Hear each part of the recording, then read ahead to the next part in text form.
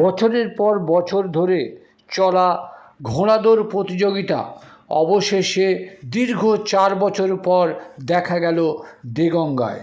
এমনই ছবি দেখা গেল দেগঙ্গার বারাসাত হাসনাবাদ রেল শাখার হারোয়া রোড স্টেশন সংলগ্ন।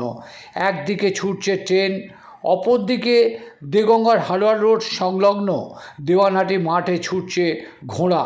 হ্যাঁ, এমনই ছবি দেখা গেল বৃহস্পতিবার, যা দেখতে উপচে পড়ল দর্শনার্থীদের ভিড়।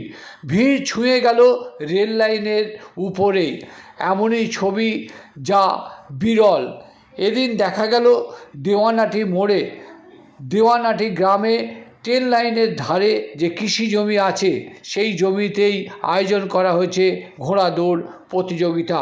আর এই প্রতিযোগিতায় অংশগ্রহণ করেছে উত্তর 24 পরগনা, দক্ষিণ 24 পরগনার বিভিন্ন প্রান্তের ঘোড়া প্রতিযোগীরা।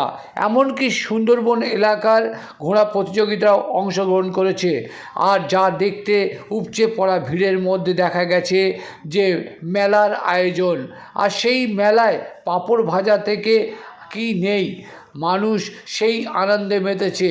পাশাপাশি যারা বিভিন্ন জেলা থেকে ঘোড়া দৌড় এই প্রতিযোগিতায় এসছে, তাদের বয়সটা খুবই কম।